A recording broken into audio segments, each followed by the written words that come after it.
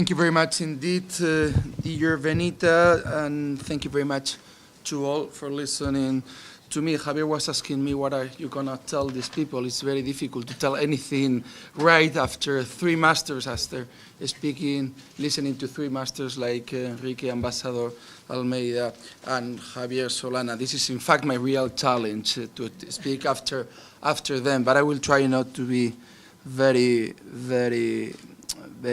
I don't know how to say, but not to say many stupid things about after them. I will try to speak from the perspective as a chairman of the Spanish Promotional Bank, as Benita mentioned, as Spanish financial agency, but if I may, I will also speak from the perspective of a former member of the European Parliament, very linked with economic and monetary affairs issues, but also with trade issues.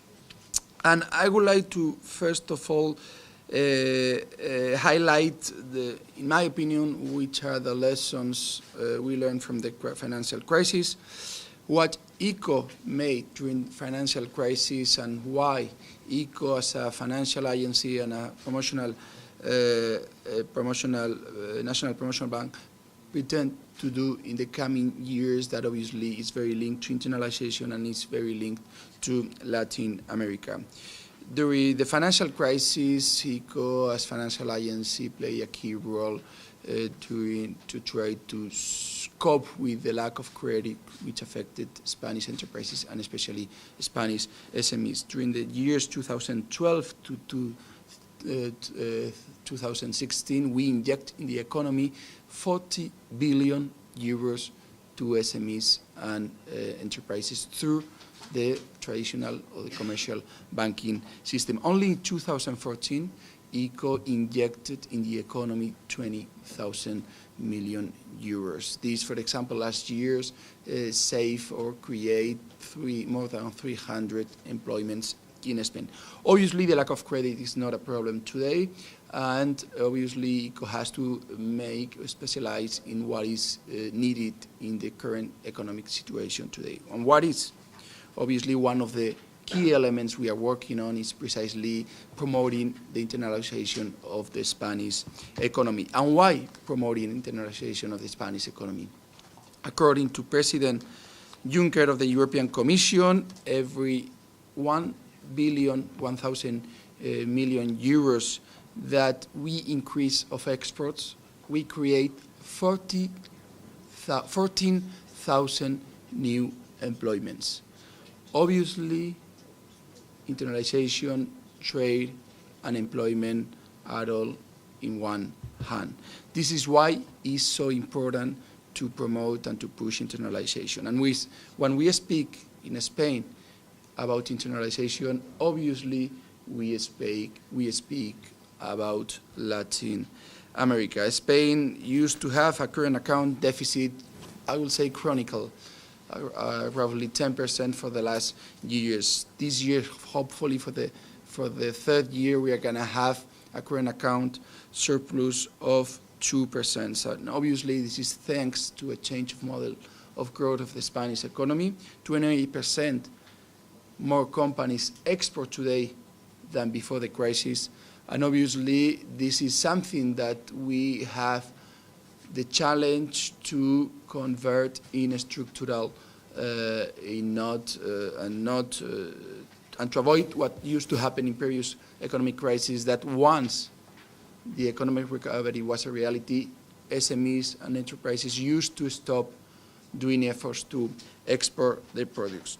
And as I said before, when we speak about internationalization, we have to speak about Latin America. And I think we are in a very good context for Spanish, and not only Spanish, but for European enterprises to be and to invest in Latin America. If we say and we analyze the position of Donald Trump regarding U.S. Latin America, obviously we can think that much more we can do from that perspective in Latin America. But not only that, because somehow the gap that the U.S. not only political but also economical is living in Latin America, there are countries in the world that are willing to fill, for example, China. And I think in this context, this is a big opportunity for European Union. But obviously, for many reasons, Ambassador launched before, but I'm pretty sure, and I hope that if our Latin American friends who are here agree that obviously from the Latin America interest, not only economic, from an economic point of view, from a political point of view, the European presence in Latin America, the European investment in Latin America, the economic links between you and Latin America are much more than welcome than those that China are willing to tie with that important region in the world. So with that context, with that political context of China, US, and EU, I think we are in an absolutely key moment to strengthen the links, to go on working and try to accelerate the negotiations between EU and Mercosur, and try to be ambitious enough and hopefully end the negotiations. I suppose that one of the challenges is before the end of this year will be difficult, but nothing is impossible. But I would like to go before to the tools we have to strengthen the links between Spain and EU and Latin America. Obviously, at national level, I have to say that one of the interesting tools we have to strengthen these links, to push investment and to increase our exports to Latin America is precisely institutions like ICO. ICO obviously have one main challenge, is that any investment, any export opportunity that a Spanish company may have in Latin America should guarantee that is done if obviously it's a viable investment. And we cannot accept that due to a lack of finance problems, this investment, this export cannot be achieved. And this is why ICO is doing a absolutely big effort in trying to get agreements with different Latin American promotional banks, but not only that, also with IDB, also with CAF, also with BCE, Banco Centroamericano de Integración Económica, with BICE in Argentina, with Bancoldex in Colombia. We are trying to get many agreements to try to facilitate the investment between Spain and Latin America. So far, I think we are doing a good job in that aspect. We are trying we have achieved many agreements from that perspective, and the idea is to accelerate so. But not only Latin America, that parenthesis is a challenge for us. I think also Africa is also very important from the perspective of the migration problem, between obviously the main solution to migration from the Africa's perspective is obviously economic development. I think we all agree on that, and I think that the EU Latin American perspective on that could give us many lessons to try to achieve so. But from the international perspective, what else can we do to strengthen the links between Latin America and the EU? Obviously, what we have listened here before. Free trade agreements and association agreements are absolutely key. I think we are in a good mood on that. We have agreements with Central America. We have agreements with Mexico that obviously I fully agree that need to be upgraded. We have agreements with Colombia and Peru, with Chile, that in my opinion also need to be upgraded, that obviously sometimes we forget Chile because of the US-Mexico problem, but we need also to upgrade the Chile agreement. And we are in an absolutely... Ecuador, obviously, sorry, I forgot. And we are in a very good mood in the Mercosur-EU agreement. This is absolutely key agreement. I think it will be or no or never, because obviously we could not imagine only 3 years ago that we were going to have a very good political perspective, a very good economic perspective. I think what happened last Sunday in Argentina, obviously, is the consolidation of change in Argentina that probably give many wins to President Macri to be able to achieve a second mandate. And obviously, this will be This will give Argentina many incentives to attract investments now that the doubt about the Kirchner or the return of the Kirchner, in my opinion, has somehow disappeared. Brazil is in an interesting moment because obviously President Temer, with all the political problems, he's somehow really engaged with reforms. And I think in some years we will appreciate the big effort Temer has done in Brazil in pushing and promoting reforms that somehow we are starting to see the results from an economic point of view. But I think the main challenge at this respect is that Brazil realized that in such a close economy, because in my opinion Brazil was one of the closest economies from the economic point of view in Latin America, now they had realized that they need to open its economy. And obviously in the recent years when we were somehow trying to persuade Brazil to negotiate with EU an agreement taking into account that Argentina didn't want to negotiate, they always had the same answer. We prefer to integrate, to push regional integration rather than having this agreement with the EU. Thank goodness, Argentinian political situation has changed. Thank goodness, Argentina now is willing to negotiate and to a negotiation with this agreement. And Brazil, despite the political difficulties, I think it's in a moment to negotiate this agreement.